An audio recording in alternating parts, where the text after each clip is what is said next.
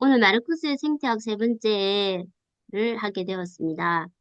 이 책은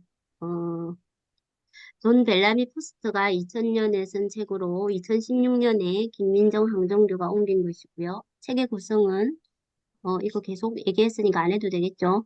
그래서 오늘은 마지막 시간으로 6장과 후기를 정리해 보겠습니다. 6장은 우리의 견해를 이해한 자연사적 토대라는 제목으로 시작을 하고요. 다윈은 1842년에 종의 변이에 대한 초고를 연필로 작성을 했고, 2년 후에 훨씬 더 긴 초고를 작성하여 부인 엠마에게 자신이 죽으면 출판해야 한다고 당부하기도 했습니다. 1858년에 58년이 되었어야 젊은 경쟁자 알프레드 러셀 홀러스라는 분이 나타나서 그분이 이제 다윈의 이론과 아주 유사한 이론을 발표를 하려고 했어요. 그걸 보고 놀라서 이제 다윈이 공동명의의 논문으로 이제 자기의 생각을 공개를 하게 됩니다. 1858년에 되어서. 그리고 그 다음 해인 1859년에 종의 기원을 출간을 하게 됩니다.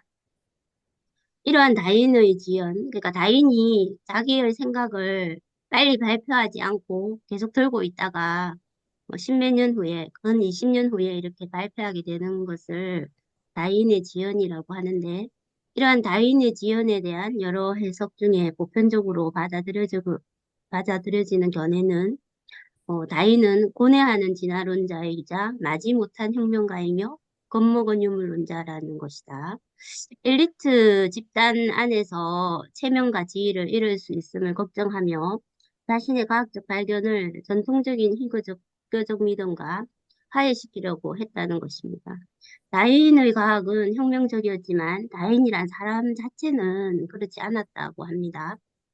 산업가 조사이어 웨주드의 외손자이며 켄트의 다운하우스에 살면서 자신과 부인의 돈으로 철도 주식에 투자했던 부르주아 질서의 강력한 신봉자였던 다인이 였기 때문에 그는 자기의 어떤 사상과 그리고 자기의 신분 요거 두 가지 사이에서 내적 딜레마가 있었다라고 합니다. 당시 영국의 상황은 어땠냐면요. 1839년 8월에 버밍엄에서 차티스트 대회가 개최되면서 거의 계엄령 직전까지 같은 상황이었고요. 소유, 결혼, 국가를 비난하는 팜플렛이 50만 부가 배포가 되었다고 합니다. 1842년 차티스트가 조직한 총파업으로 나라 전체가 마비가 되고 많은 산업도시들에서 소요 단속법이 발효되고 무신론자들의 신문 이성의 신탁이 수천 부나 팔리고 있는 그런 상황에서 이 신문은 이제 그 자연에게 많은 영감을 준 자연신학자 페일리와 자연신학을 공격하고 신성모독을 공공연하게 촉구한 신문입니다. 진화론적 사고는 오랫동안 유물론과 관련되어 있었는데 환경에 대한 적응을 통한 종의 생존이라는 개념, 그리고 더 중요하게는 적응에 실패한 종의 멸종이라는 사고를 고대에 가장 명확히 진술한 인물이 바로 루크레티우스였고요. 루크레티우스는 기원전 55년에 사망했는데 그 후 생명의 기원에 관한 진화론적 사유는 18세기 중반이 될 때까지 다시 등장하지 않았다고 합니다. 그리고 1800년 동안이나 동면 상태였다가 라마르크와 다이네어에서 부활하게 됩니다. 그렇지만 다윈의 종의 기원이 출판될 때까지 이러한 견해들은 대부분 존경받는 과학계와 주류 사상계에서는 배제된 채 지하세계의 유물론자들에게만 한정되어 있었습니다. 무엇보다도 그들은 진화의 기제에 대해서 명확히 설명할 수가 없었는데요. 다윈의 집안 배경은 자유사상 가문이었고 그것이 당대의 자연주의 교수들은 어, 사제 서품을 받은 성직자들이었기 때문에 자연주의와 충돌하는 위치에 있게 만들었습니다. 진화에 대한 다윈의 탐구는 찰스 라이에를 지질하게 올리 일권을 이제 비구로 항해를 가면서 읽으면서 이제 강화되었는데요. 이 비걸호라는 이 배에서 박물학자로 일을 하면서 지질 변화가 끝없는 시간 동안 일어나는 매우 점진적이고 균일한 과정이라는 라이엘의 생각이 다인에게 종의변이라는 개념을 서서히 정립하게 만든 토대가 되었다고 합니다. 다인은 그를 과학계 안팎의 유명 인사로 만든 비그로 세계항해 일지를 출판하고 남아메리카의 지질학, 산호초, 화산슴에 대한 저작을 저술하는 등 자신의 과학적 명성을 구축하는 한편 언젠가 출판될 것이라는 희망을 품고 가장 중요한 사상인 자연선택 이론을 계속 발전시켜 나갔습니다. 코페르니쿠스의 혁명만큼이나 중요하고 주류견해를 이어파는 이론적 과학혁명을 심사숙고하고 있던 다인은 우선 부정할 수 없는 경험적 과학 연구자라는 명성을 쌓고자 했고요. 그렇지만 이것은 지연연술일 뿐이었습니다. 다인에게서 주로 문제가 되었던 점은 사회적 합리나 시대적 분위기 때문에 자신의 이론을 공표할 수 없을 것이라고 스스로 느꼈다는 점입니다. 1851년이 되자 시대가 변했습니다. 혁명의 시대가 가고 자본의 시대가 온 것입니다. 5년 전 이루어진 공무법 폐지, 영국 공무법이 1846년에 폐지가 되죠. 공물법 폐지는 영국 경제에 대한 제조업 자본의 지배력 향상을 반영했고요. 이러한 상황들은 산업자본주의 체제와 양립하는 한 유물론적, 진화론적 과학이 더는 쉽게 억압당하지 않는다는 것을 의미했습니다.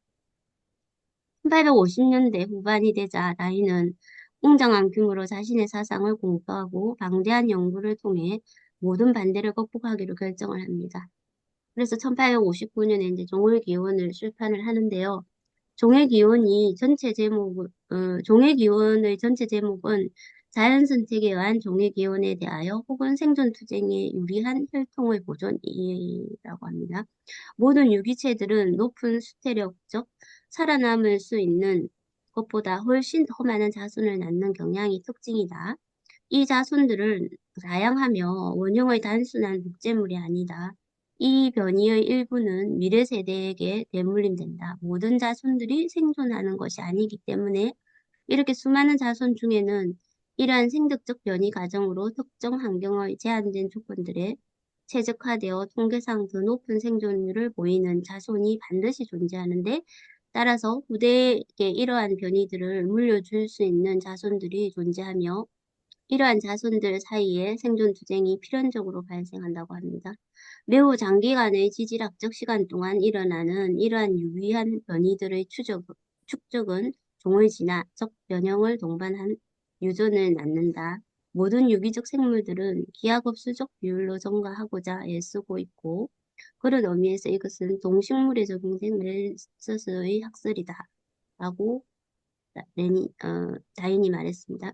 유기적 생물들 각각의 생애의 특정 시기에 특정 계절이나 어떤 우연한 해에 각 세대에 혹은 직접적 투쟁을 의미하는 것으로 봐서는 안 된다고 설명했습니다. 예를 들면 사막의 끝자락에서 식물은 가뭄에 맞서 생존 투쟁을 하고 있다. 그러니까 이제 이 생존 투쟁이라는 게 종과 종 사이에 혹은 개별 개체와 개별지 사이에서만 일어나는 게 아니라 어떤 한 개체가 살아남기 위해서 뭐 하는 거, 가뭄에 맞서서 이제 물을 찾는 거, 뭐 이런 것도 다 생존 투쟁이라고 정의하는 거죠. 멜수스의 인구론을 읽은 것이 다인에게 영감을 준 것은 사실이나 멜수스에 대한 그의 직접적인 지적 부채는 매우 제한된 것이었습니다. 이것은 기하급수적 비율을 보이는 자연적 증가가 생존 투쟁과 결부된 어떤 외부적 요인으로 억제되어야 한다는 가정 이상을 별로 넘어서지 않는데요. 멜수스가 다인에게 영감을 준 것은 분명 진화생물학자들이 개체군적 사고라고 부른 것과 관련되어 있습니다. 개체군적 사고는 유성번식하는 종들의 개체군에 속해 있는 모든 개체들의 고유함을 강조하고 개체군의 진정한 변이성을 강조하는 관점입니다. 억제되지 않을 경우 인구 증가가 기하급수적 비율로 일어난다는 멜서스의 논의는 단일 종의 개체들 사이의 투쟁을 부각했고 이것은 심지어 우세종인 인간에게도 적용했습니다. 인간도 하나의 종이며 일반적 규칙에는 어떤 예외도 없기 때문이었습니다. 이러한 통찰을 개체군적 사고와 결합시키고 변이, 따라서 단순히 서로 다른 종들 사이의 생존 투쟁이 아니라 주어진 개체군 내에서 생존 투쟁에 초점을 맞춤으로써 다윈은 작고 수많은 생적적 변이들을 통해 일어나는 진화 과정, 즉 그가 변형을 동반한 유전이라고 부른 것의 원동력을 완전히 그려낼 수 있었습니다. 다윈은 종액이원이 이제 여러 판이 계속 나오는데 1869년 판에서 자연 선택과 대충 비슷한 말인 적자 생존이라는 개념, 이 적자 생존이란 개념은 1864년에 하버트 스펜스가 처음 도입한 용어이고요. 적자 생존이란 용어를 마지못해 채택을 했는데 이것은 다윈의 이론이 멜서스적으로 해석되는 데 훨씬 더 큰 기여를 했습니다. 이는 결국 사회다인주의라는 이름으로 알려지게 된 이론으로 나아가는 길을 닦았습니다. 생물학에서 적자라는 개념은 개별 유기체가 생존하여 결국 자손에게 자신의 유전자를 물려줄 수 있는 정도가 되었음을 의미합니다. 그렇지만 스펜스주의, 멜서스주의, 다시 말해 사회다인주의는 적자 개념을 인간 사회에 적용했고 이때 쓰인 적자 개념은 사실상 강자의 법칙과 상류층의 우월성을 정당화하는 것이었습니다. 미국에서 사회다인주의는 윌리엄 그레럼 썸너, 어, 윌리엄 그레럼 썸너라는 사람은 뭐라고 얘기했냐면 백만장자는 자연 선택의 산물이다 이렇게 얘기를 했고요. 존 디 록펠러는 거대 기업의 성장은 단지 적자 생존일 뿐이며 자연의 법칙과 신의 법칙이 작용한 것일 뿐이다 라고 얘기했습니다. 제임스 제이 힐, 카네기 이런 사람들이 그 사회 다인주의자로서 자신들의 어떤 지위를 정당화했습니다. 국제적으로 사회다인주의는 조셉 콘레드 암흑의 핵심에서 모든 짐승을 몰살시켜라라고 간결하게 요약한 것처럼 대규모 폭력과 전멸이라는 제국주의 정책을 정당화하는 데 이용되었고 이것은 올바르게 이해된 다인의 이론과 배치되는 것입니다. 그러나 사회다인주의의 이미지가 강력하게 널리 퍼졌기 때문에 오늘날까지도 다인주의의 대중적 이미지를 지배하고 있습니다. 그다음 다윈과 헉슬리 목적론의 패배에서는 그럼에도 불구하고 다윈의 사상에 담긴 혁명적 성격은 쉽게 묻히지 않고 처음부터 우뚝 서 있었는데요. 다윈의 사상은 본질주의와 목적론이라는 전통 사상의 두 가지 근본적 교의에 일격을 날렸습니다. 본질주의라는 것은 찰스 라이엘이 얘기하기를 공통의 부모로부터 나온 후손들에게는 일정한 원형에서 벗어날 수 없는 고정된 한계들이 존재한다. 즉, 존 스튜어트 밀은 종을 일컬어 그것들 사이에 뚫고 갈 수 없는 장벽이 존재하는 자연의 산물이라고 썼다. 이거에 대해서 다윈은 모든 종들은 변이할 수 있으며 사실상 어떠한 고정된 부분도 존재하지 않는다. 인간이 고정된 고귀한 지위를 갖는다는 가정과 인간 본성이 영구불변이라는 생각에 의문을 보였습니다. 목적론의 주장은 어떤 기관 혹은 유기체는 정확히 어떤 기능 혹은 목적을 수행하는 데 적합하다. 따라서 그것은 이 기능을 수행하기 위해 특별히 만들어진 것이었다. 그러나 의도나 발명자 없이도 전적으로 우연적인 자연 과정을 통해서 동일한 결과들이 만들어진다는 점을 보여줄 수 있다면 고유한 창조의 학설을 위해 설계를 논하는 목적론적 주장은 무력해질 것입니다. 옥슬리에 따르면 이것이 다인의 업적이 낳은 커다란 범죄였습니다. 옥슬리는 다인주의는 고양이가 쥐를 잘 잡기 위해서 존재한다고 상상하는 것이 아니라 고양이가 쥐를 잘 잡기 때문에 존재한다고 추측한다. 즉, 어, 이 이거 못하네. 쥐 사냥은 어,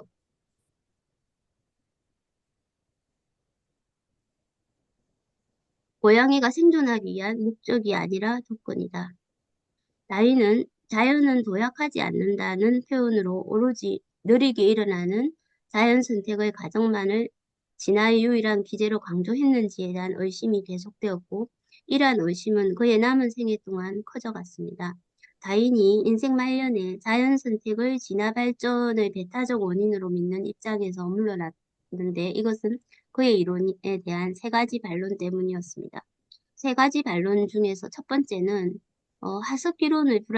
하석 기록의 불안정성과 종들 사이에서 존재하는 매개 표본의 부재에 집중했습니다. 지질학적 변화를 설명하는 데 격변적 사건들을 제거한 라이에르의 동일 가정론적 지질학으로 다윈은 자연에서 도약을 일체 제거했습니다.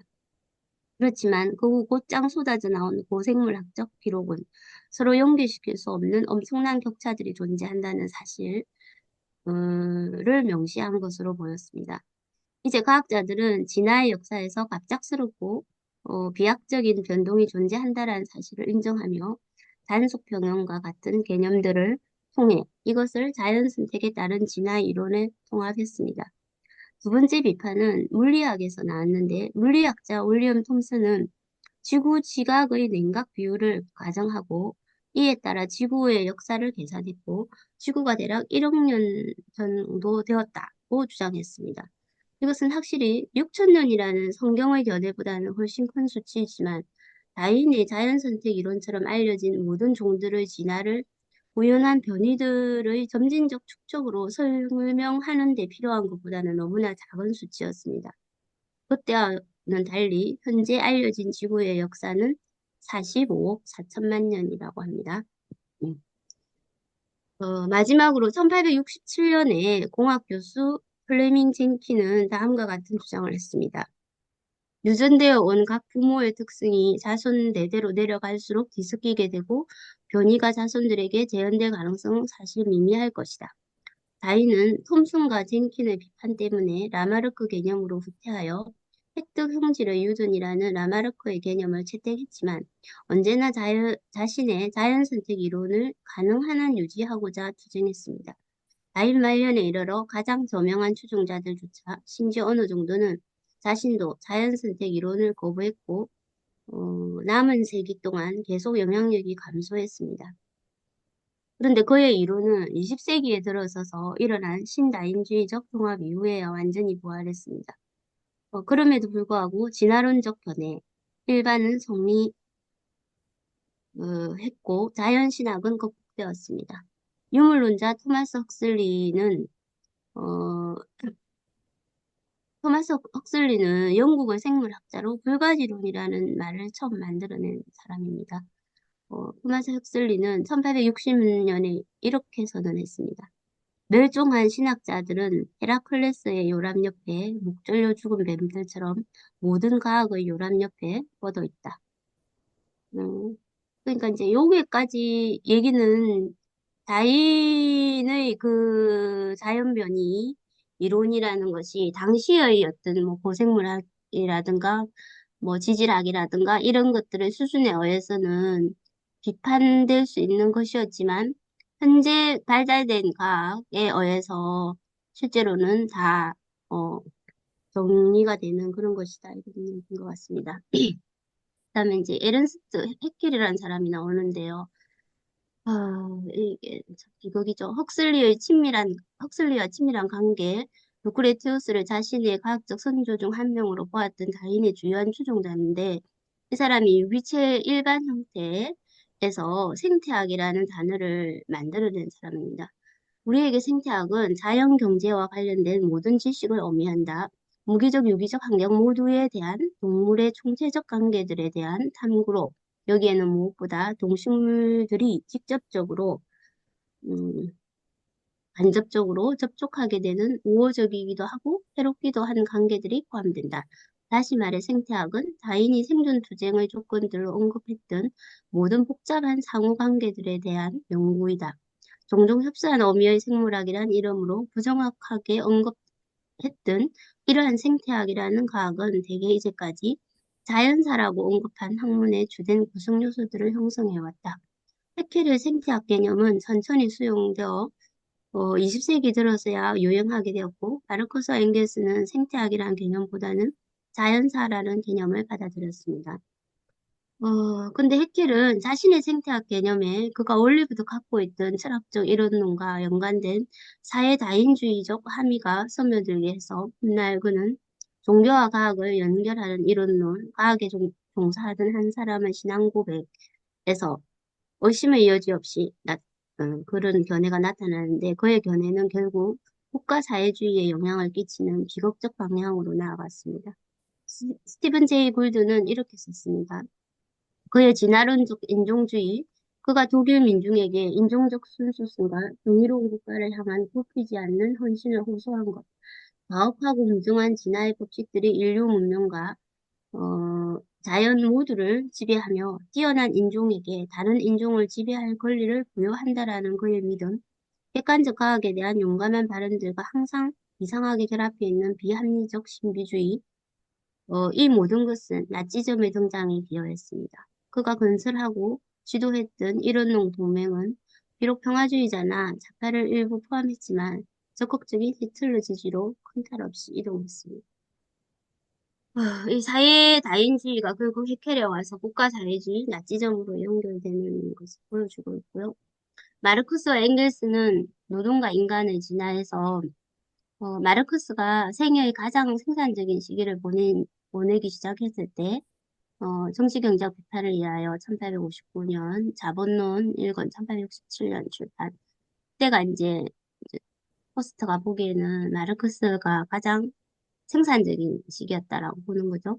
영국 전체가 다인주의 혁명으로 경천동지했고 이러한 과학상의 혁명을 무시할 수 없었던 마르크스는 이 기회를 자신의 유물론적 자연관의 명확성을 더하여 유물론적 역사관과 유물론적 자연관 사이의 관계를 보다 구체적으로 만드는 데 이용했습니다. 마르크스는 다윈의 책을 획기적인 저작이라고 불렀습니다. 이 책이 마르크스에게 준 충격은 궁극적으로 책이 몰고 온 인류 진화에 대한 이해와 관련되어 있었는데 이것은 마르크스가 인간의 진화와 인간의 노동 사이에 존재하는 관계에 관해 일정한 가정을 세우도록 만들었습니다. 이러한 반응은 복잡하고 비판적인 성격을 지녔고 이를 판단하기 위해서는 1859년에서 1867년까지 다인에 대한 마르크스의 견해를 차근차근 검토하는 것이 필요합니다. 그리고 그 후 어떻게 이러한 이론적 입장이 주로 엥겔스에게로 발전하게 되었는지를 정교화할 것입니다. 다인의 저작은 마르크스에게 큰 충격을 주었는데 1862년 6월에 동액이론을 다시 읽은 그는 엥겔스에게 다음과 같은 편지를 썼습니다. 다인에게서 또 다른 모습을 찾아냈지만 다인 자신도 역시 식물과 동물의 멜서스주의 이론을 적용했다고 말해야 했다는 점을 재미있게 보고 있네. 멜서스의 경우 모든 사태가 식물과 동물에는 적용되지 않고 오직 식물과 동물에 대립하여 인간에게만 기하급수적으로 적용된다고 보았는데 마치 그러지 않았던 것처럼 말이었어요. 주목할 만한 이는 다인이 어떻게 동물과 식물 사이에서 노동분업, 경쟁, 새로운 시장의 개척, 발명, 멜서스적 생존 투쟁이 존재하는 영국 사회를 재발견하게 되는 거라네. 이것은 홉스의 만인에 대한 만인의 투쟁이네.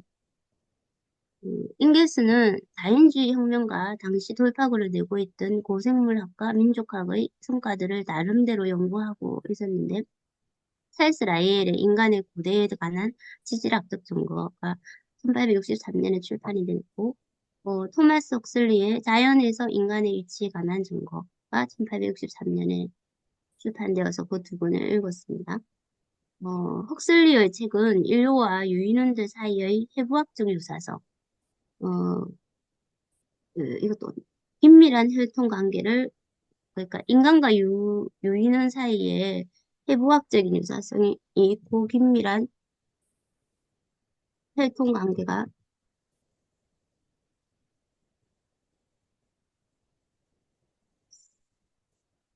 보여주었습니다. 라이엘의 책은 인류라는 종이 고대 때부터 몇천 년 정도가 아니라 수천 세기 동안 존재했다는 정보를 제공했습니다.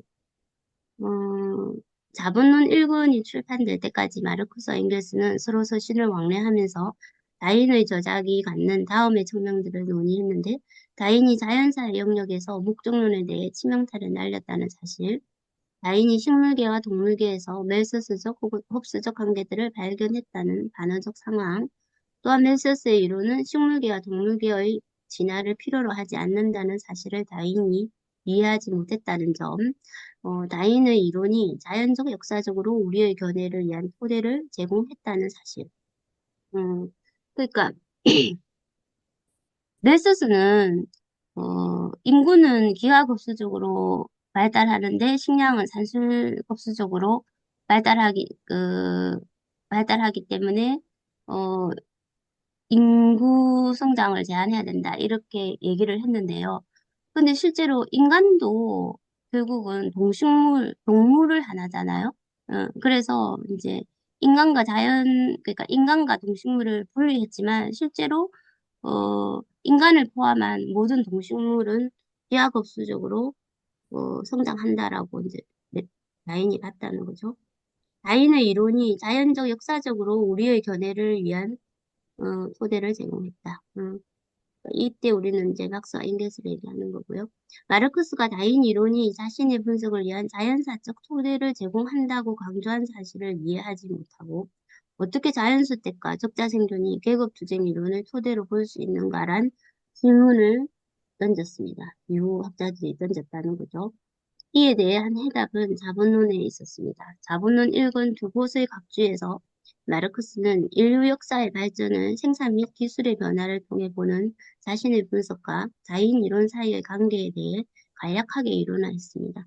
마르크스는 다인의 저작을 언급하면서 어떻게 역사적으로 매뉴팩처 과정이 노동자 각각의 배타적이고 특수한 기능들의 노동자를 적응시킴으로써 노동의 수행을 대가시켰는지에 관해 설명했습니다. 그는 이를 위해 다윈이 동식물의 특화된 기관들의 발전과 특화된 도구들의 발전을 비교한 것을 이용했습니다.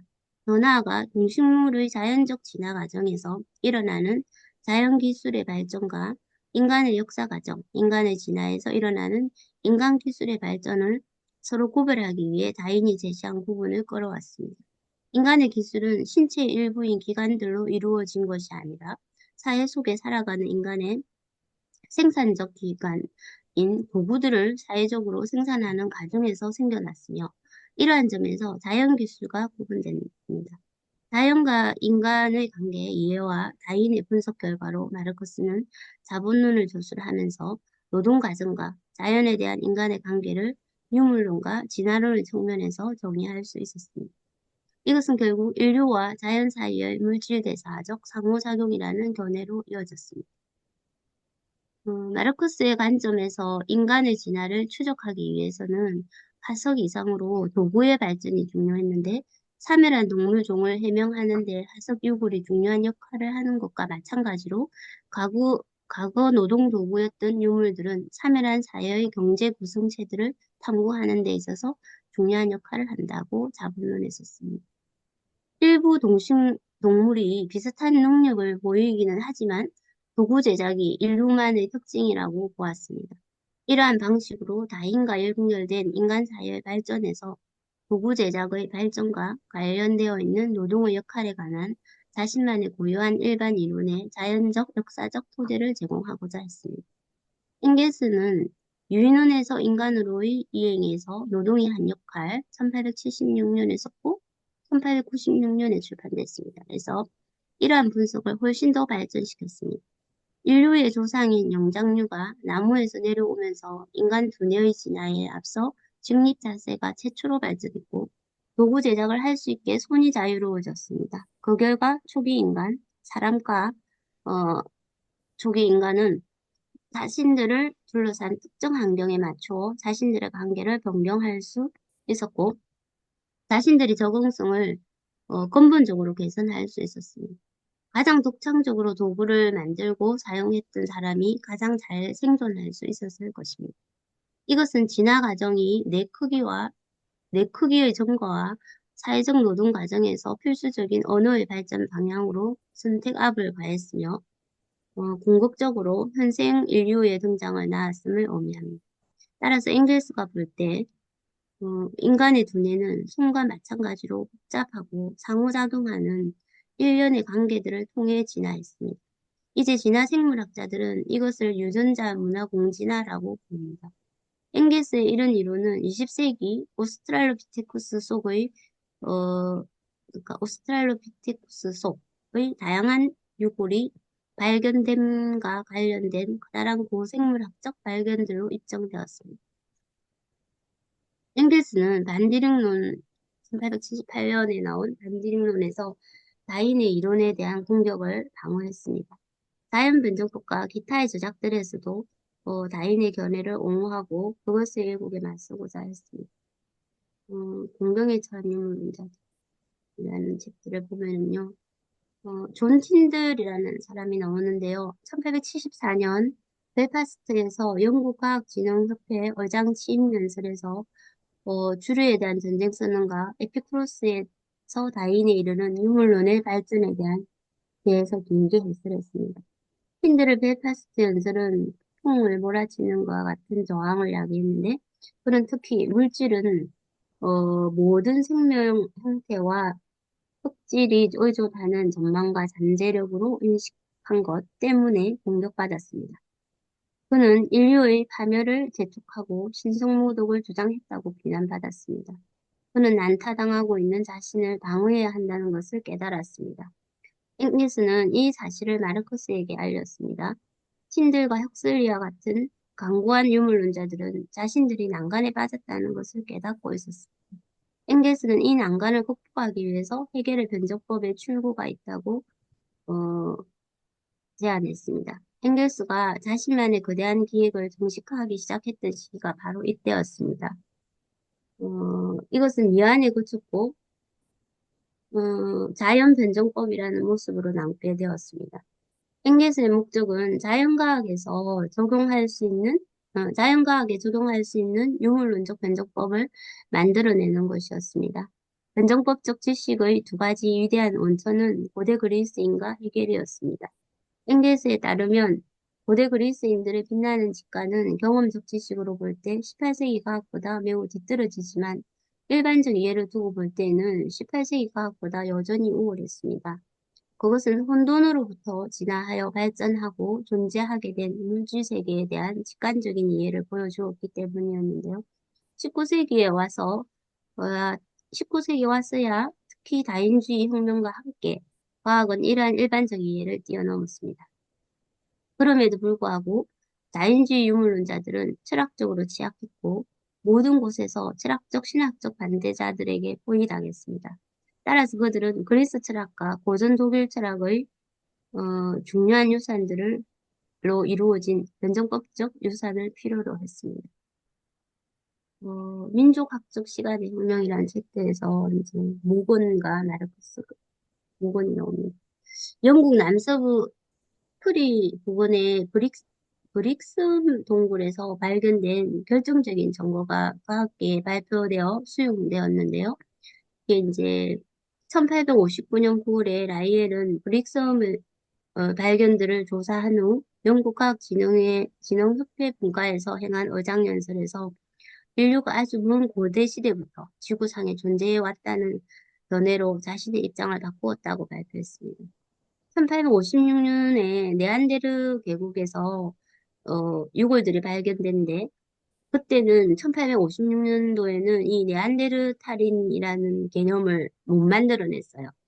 근데 이제 영국의 그 브릭스 동굴에서 유골이 발견되면서 다시 네안데르 계곡에서 발견된 유골들에 대한 재검토가 이루어졌거든요.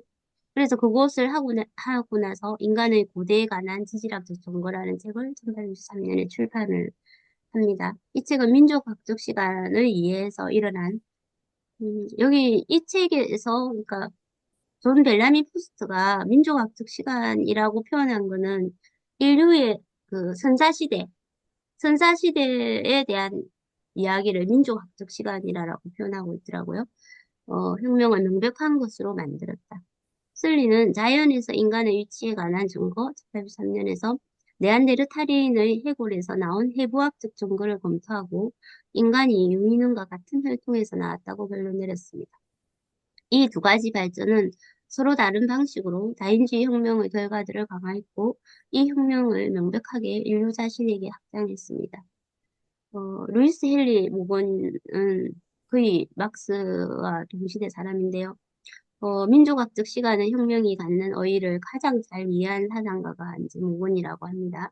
모건이 쓴 고대 사회 혹은 야만에서 미개를 거쳐 문명까지 인간 진보의 행로에 관한 연구가 이제 1877년에 출판이 되는데 거기에서 모건은 보다 긴 민족학적 시간에 대한 이해를 포괄하는 인간의 사회적 발전에 관한 일반 이론을 제공하고자 시도했습니다. 여기서 그는 발전의 국제적 특수성을 뛰어넘어 이론 수준에서 민족학의 자료들을 통해 알게 된 내용을 바탕으로 인간의 제도 및 관념의 발전에 존재하는 공통의 토대를 찾아내고자 했습니다.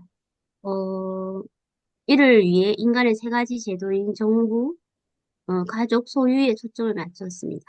그러니까 가족 사유재산 국가라는 거죠. 가족 사유재산 국가에 초점을 맞췄다. 이렇게 보시면 됩니다. 이 과정에서 유물론적 역사 접근법을 받아들였습니다.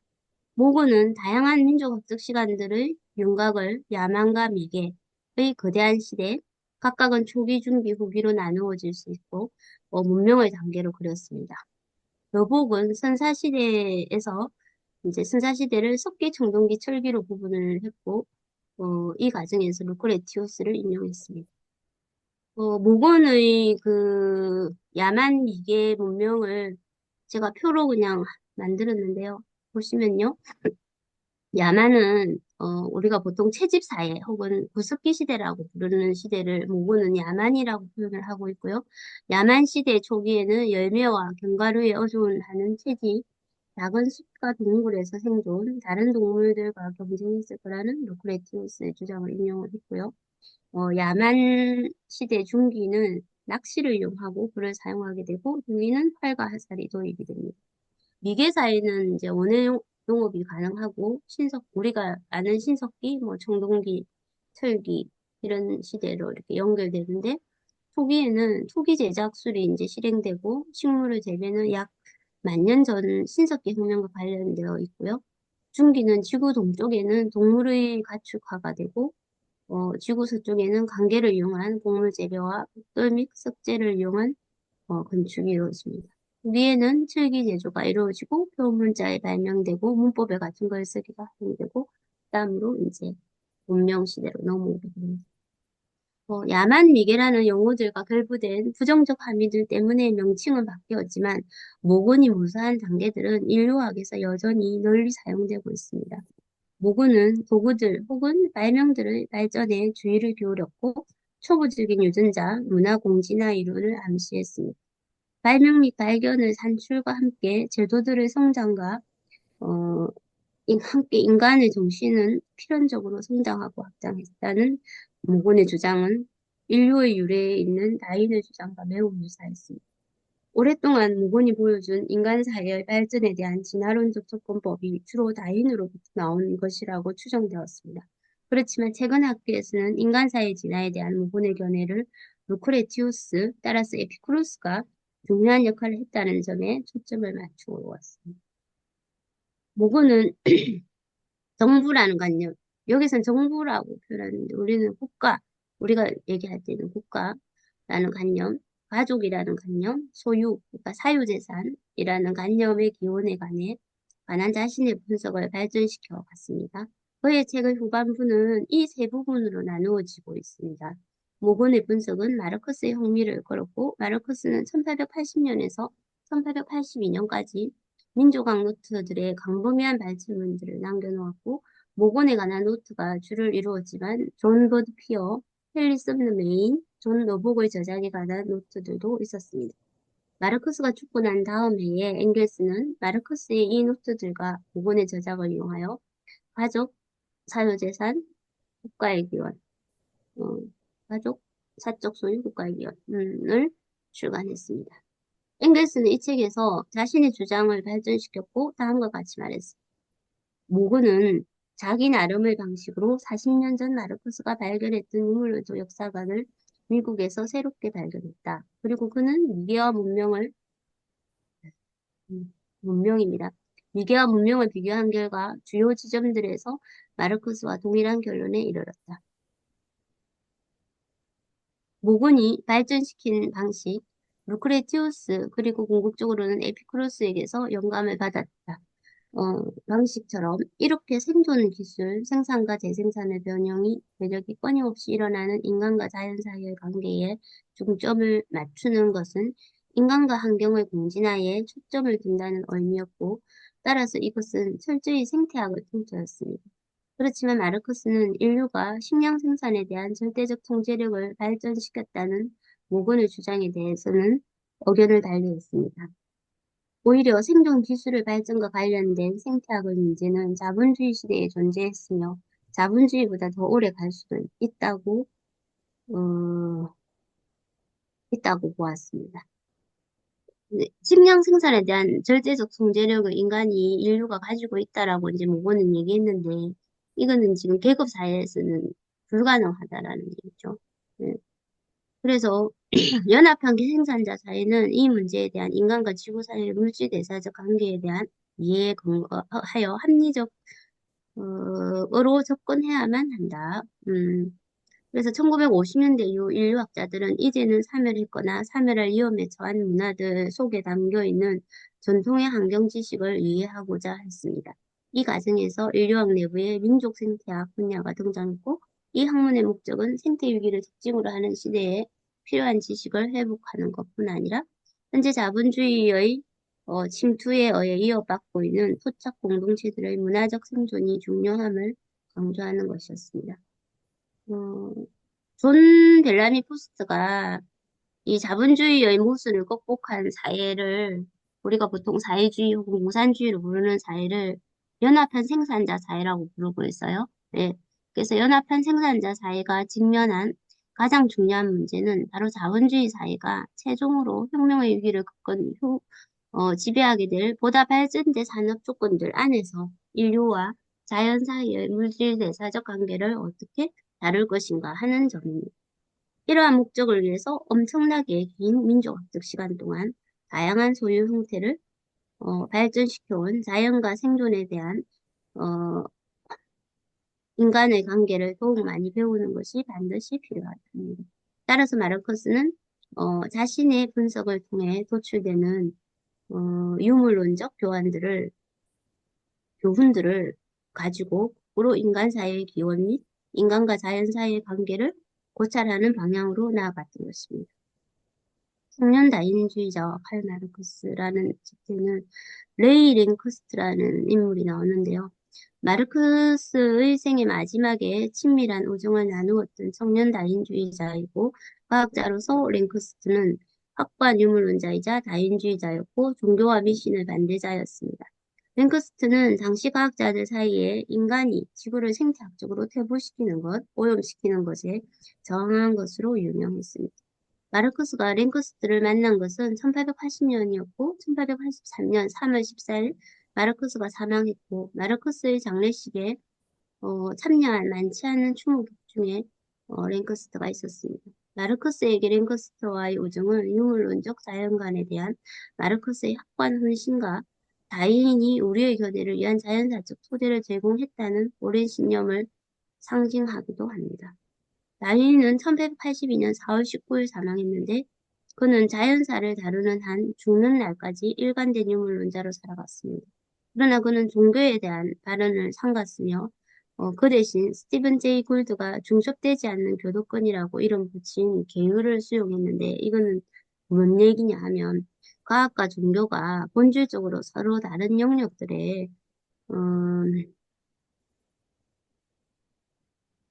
즉 하나는 물질적 영역에서 다른 하나는 도덕적 영역에서 작동한다고 인정하는 것입니다. 그러니까 다인은 결국 물질적인 영역에서는 유물론자였는데 도덕적인 영역에서는 종교를 부정하지는 않았다 이런 이야기인 것 같습니다. 이게 이제 6장의 내용이고요. 어, 앞에 제가 첫 번째 날, 두 번째 날에 비해서 오늘 세 번째 날은 분량이 좀 작아서 조금 더 자세하게 좀 발제를 한 것 같습니다. 후기에서는 마르크스의 유물론에 무슨 일이 발생했는지, 어, 그리고 변정법적 유물론을 정교화해서 유물론적 자연관을 포괄하는 엥겟에 매우 중요하지만 결코 완성되지 못한 노력들이 후대의 이론가들에게 어떻게 전료되었는지 이해하기 위해 시도할 것이다. 그리고 마르크스의 생태학적 사유를 보존해 오는 데 있어 모리스, 베벨, 카우츠키, 룩셈부르크, 레닌, 보아린이 행한 역할을 검토할 것이다. 또한 1920년대와 30년대 초의 러시아 생태학의 놀라운 활력을 스탈린 지하에서 발생한 급격한 세태와 함께 고찰할 것이다.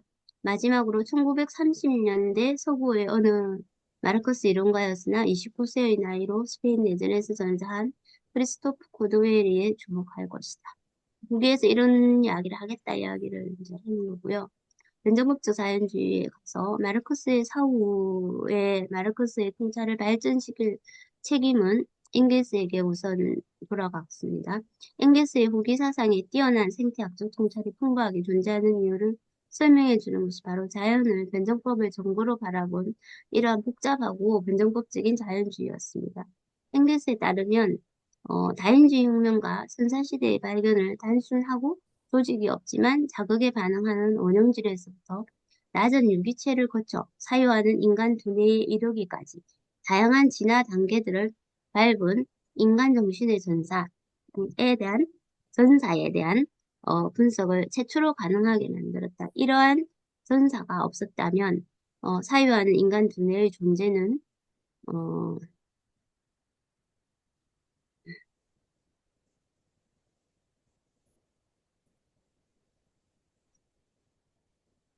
사유하는 인간 두뇌의 존재는 불가사의로 남았을 것이다. 영장류 조상으로부터 인간이 어떻게 진화했는지와 관련하여 인간은 노동으로, 다시 말해 인간 생존 조건들과 도구 제작 수단의 변혁에 의해 생겨났다고 설명될 수 있습니다.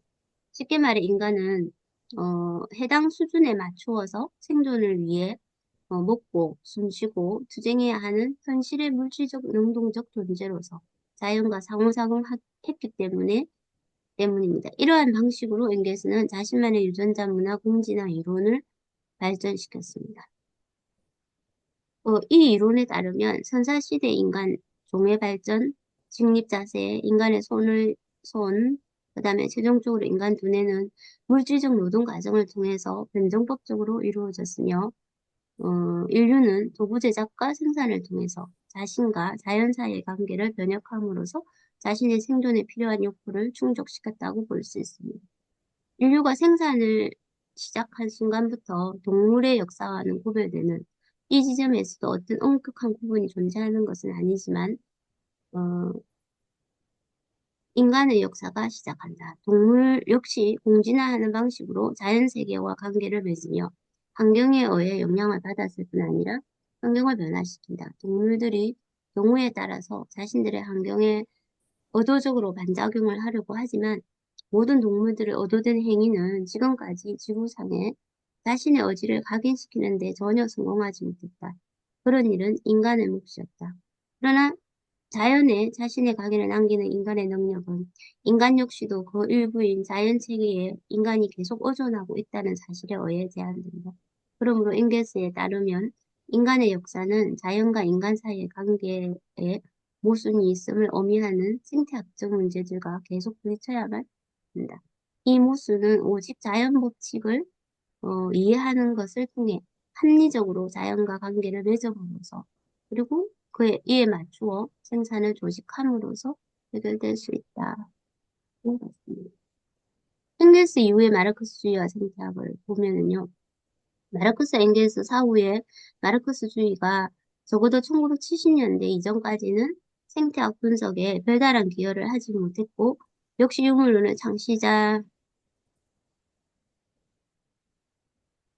이 분야에 남긴 유산은 무엇이 되었든 간에 그 후속 세대의 마르크스 이론가들에게 전혀 영향을 주지 못했다는 주장이 종종 제기되는데 진실은 이와 다른다고 합니다.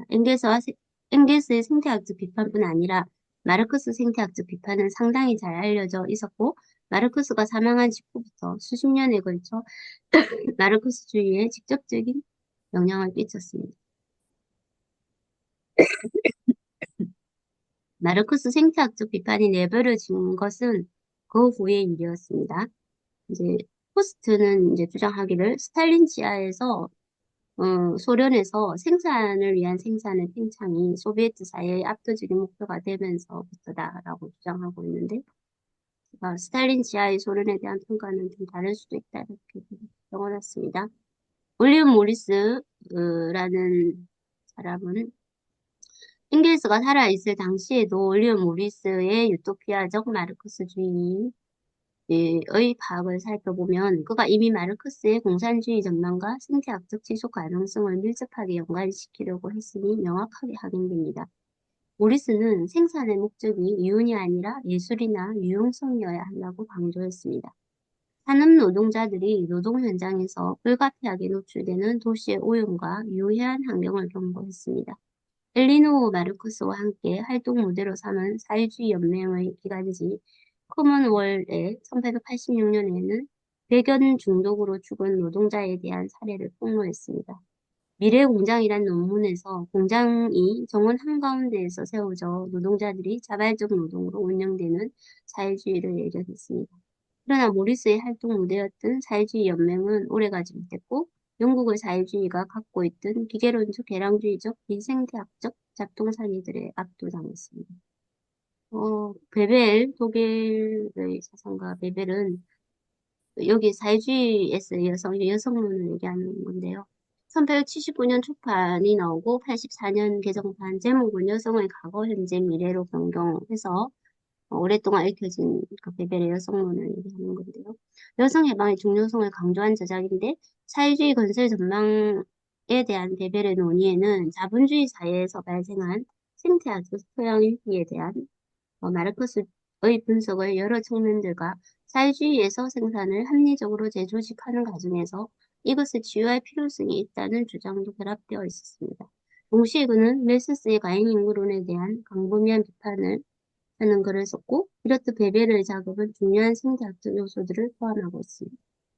그 다음에 카우츠키가 맛이 가기 전에 1899년의 농업 문제에서 이 저작에서 카우츠키는 도시와 농촌의 착취라는 절을 포함하고 있는데 토양에서 가져간 영양분을 회복할 필요성이라는 주제를 세계적으로 발전시켰습니다. 비료 산업이 마르크스가 살았던 시대보다 더 크게 발전했던 시기에 논의를 진행했기 때문에 카우츠키는 물질 대사적 균열로 생겨난 비료 공장을 비판했습니다. 카우츠키는 마르크스 주장을 일반적 개요를 받아들여 다음과 같이 주장하는 데까지 이르렀는데요.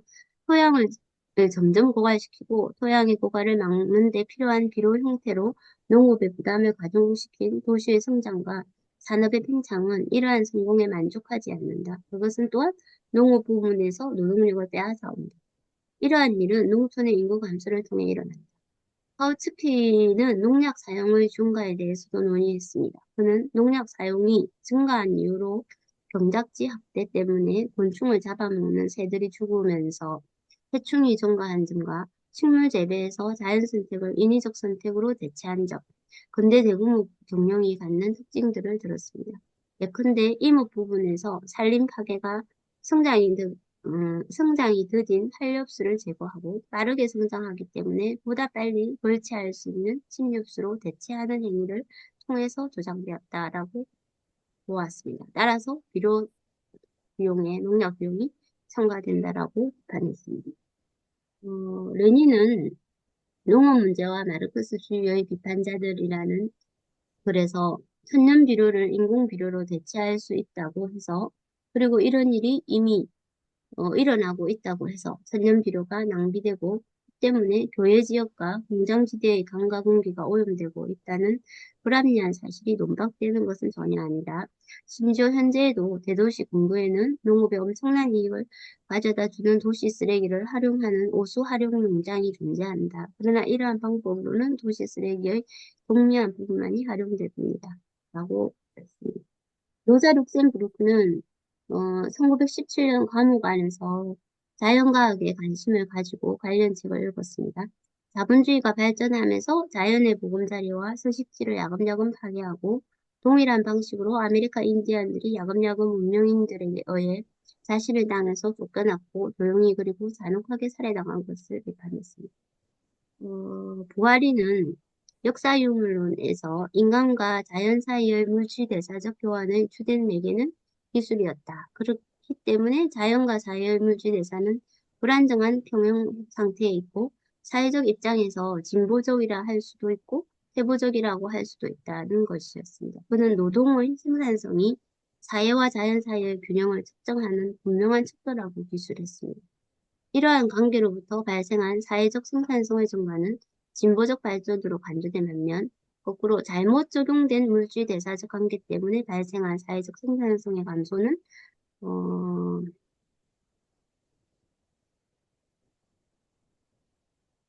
그리고 어디까지 가요? 이러한 관계가 태보적임을 의미했습니다. 그의 주장에 따르면 이러한 세태는 사회를 야만 상태로 전락시킬 수 있고 사회적 생산 과정 전체는 인간 사회가 일부 자연에 적응한 것이라는 게 그의 주장이었습니다. 자연과 인간 사이의 관계는 다른 종들과 자연 사이의 관계보다 덜 직접적인데 자연과 인간 사이의 관계는 사회에 의해 매개되고 이는 인간이 직접적으로 접하는 환경은 사회이기 때문입니다. 그러나 사회는 그것의 환경으로 자연을 지니고 있습니다. 1920년대 소련의 생태학은 세계에서 가장 선진적인 학문 분야였습니다. 서구의 생태학 모델이 여전히 자연천이와 연결된 한원론적 단선적 목적론적 모델에 의존하고 있었던 반면에 소련의 생태학은 보다 변정법적으로 복잡하고 역동적인 전체론적인 공진화 모델을 발전을 개척하고 있었습니다. 그 후 스탈린주의가 승리하면서 많은 생태학자들이 숙청되었고 소련의 생태학 발전은 중단되었다라고 포스트는 주장합니다. 코드웰이라는 사람이 나오는데요. 루카치와 그라비시는 부하린을 격렬하게 비판했습니다. 크리스토프 세인트 존 스프리그 이게 이제 본명이고 필명이 크리스토프 고도웰이라는 사람인데 이 사람이 29세의 나이로 1937년에 스페인 내전에서 전사했는데요. 35년과 6년에 다음과 같은 많은 저작을 남겼습니다. 환상과 현실, 사회라는 문화에 대한 연구 및 추가 연구, 물리학의 위기, 낭만과 극복, 이 책들은 대부분 사후에 출간되었습니다. 포도회를 사유에서 중심적인 요소는 오히려 발생으로서의 변정법을 강조하며 현재는 비판적 실제로는 입장이라고 불릴 수 있는 주체 개체의 상호 결정이었습니다. 이것은 구체적으로 인간과 자연 사이의 관계가 지니는 공진화적 특성을 일관되게 강조하는 형태를 취했습니다. 유전과 발달은 1986년에 출판되었습니다. 이 놀라운 저스에서 포도웰은 생물학의 위기와 연관된 인식론적 이데올로기적 문제를 다루고자 했습니다. 포도웰은 환경과 유기체를 서로 별개의 대립물로 분리하는 것은 불가능하다. 생명은 대립국들 사이의 관계이다. 이 대립국들은 현실 속에서 스스로를 분리시키지만 생성의 망을 통해 관계 속에서 계속 남아있다. 2. 생명의 진화는 생물의 의지에 의해서나 무생물의 방해에 의해서만 결정되지 않는다. 3. 환경의 법칙들은 생명의 작용을 제약하는 한 환경으로만 존재하는 것이 아니라 환경과 생명 사이의 관계로 존재한다. 생명의 발달은 생명의 경량성에 의해 결정된다. 그러나 역사는 개체들의 의지를 실현하는 것이 아니다. 단지 역사는 개체들에 의해 결정되고 역으로 개체들을 결정한다. 5. 종 내부나 종들 사이의 관계는 개체들의 제한된 식량 공급을 개별적으로 확보하기 위해서 서로 싸운다는 의미를 갖는 적대적 관계만은 아니다. 식량 공급은 그 자체로 생명체와 자연 사이에 존재하는 특수한 관계의 결과물이다. 이와 마찬가지로 어떤 종이 다른 종의 먹잇감이라면 그 종의 종식은 다른 종에게 적대시되지 않는다. 또는 새들이 씨앗을 뿌리고 벌들이 수분하며 산후 폴립이 암초에 착색되는 것처럼 종들 사이의 관계가 간접적이지만 유일할 수도 있다. 이게 이제 코드웰의 주장을 이제 정리한 건데, 코드웰은 마르크스주의 변정법의 해체와 인간 영역과 자연 영역의 분리를 피하면서 비판적 변정법적 실제론과 자연주의의 가능성을 견지했습니다. 근데 저는 사실 잘 모르겠어요. 이 코드웰이 하는 말을 여러 지금 그 포스트가 주장하는 것을 이렇게 정리를 하면서 읽으면서 제일 이해가 안 되는 사람이 코드웰이었어요. 여러분들은 어떨지 모르겠지만. 변정법적 생태학자는 이제 그 1930년대와 1970년대 사이에 마르크스주의 사회 이론 내에서 생태학적 논의가 사실상 실종했음에도 불구하고 모든 것이 사라지지는 않았고 생태학적 이해는 레이몬드 윌리엄스 E.P. 톰슨에 의해 대변되던 문화적 유물론 전통에 서며들었고 일부 마르크스주의 정치경제학 학파들, 특히 먼슬리 리브 학파 속에서 생태학적 문제에 대한 일정한 인식이 유지되었고 폴 스위치의 분석, 그다음에 마르크스주의 영향을 받은 주요 과학자들로 J.D. 도날의 과학의 역사, 홀데이, 조셉 미담 등이 있습니다. 레빈스와 로원티인의 변정법적 생물학자라는 책에서 새로운 변정법적 자연주의의 윤곽을 제시하려는 개략적인 시도가 진행되었고, 이리와 헤일리와 리처드 레빈스는 인간과 자연, 생태학과 과학 사이에 에서 마르크스주의 시각에서 볼 수 있는 자연의 사회사를 포괄하는 생태학의 여러 문제들에 대한 광범위한 분석과 동일시켰습니다. 스티븐 제이 굴드는 과학 및 과학의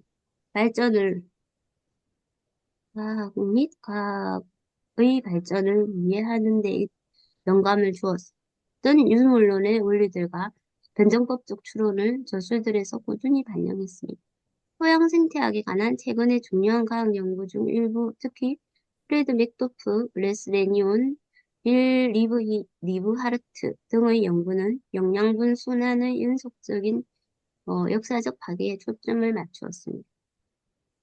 우리가 세계를 이해하고자 할 뿐 아니라 인간의 자유와 생태학적 지속 가능성이라는 필요에 맞게 세계를 변화시키고자 한다면 고발성 및 공진화와 연관된 변화 과정을 다루는데 더 폭넓은 생태학 이론이 필요합니다.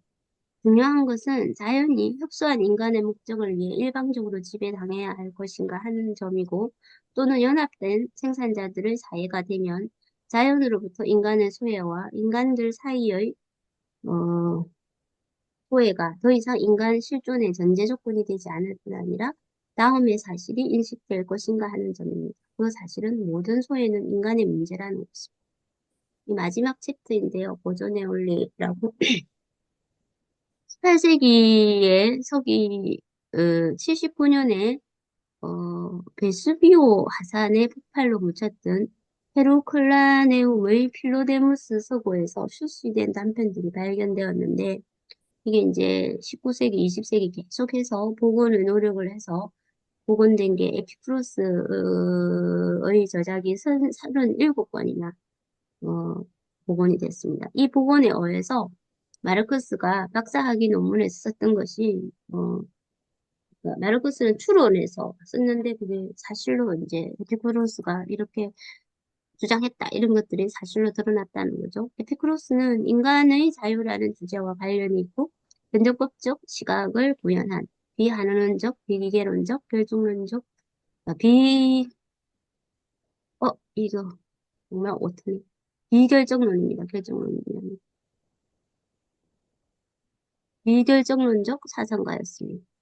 마르크스는 에피쿠로스의 비결정론적 유물론을 자신이 발견했다고 생각했을 뿐 아니라 이로부터 큰 영향을 받았습니다. 마르크스는 헤겔, 정치경제학, 프랑스의 사회주의, 19세기 진화과학 역시 포괄하는 자신의 더 넓은 변정법적 종합 속으로 에피쿠로스의 유물론을 흡수하면서도 그것의 관점을 변형했습니다. 마르크스에 따르면 에피쿠로스는 자연으로부터 소외를 발견했습니다. 그러나 헤겔은 인간이 자신의 노동으로부터 소외되고 있음을 폭로했고 이를 통해 인간이 사회로부터 그리고 인간과 자연 사이의 고유한 관계들로부터 소외되고 있음을 밝혔습니다. 마르크스는 이러한 통찰을 리카도의 경제학, 리비의 화학, 다윈의 진화론에서 얻은 비판적 지식과 결합시켜 혁명적 철학을 단조해냈습니다. 이 혁명적 철학의 목적은 모든 측면에서 소외를 극복하는 것. 다시 말해, 지상의 토대 위에서 수립된 합리적 생태학과 자유로운 인간의 세계, 연합단 생산자들의 사회를 만드는 것이었습니다. 예, 여기까지입니다.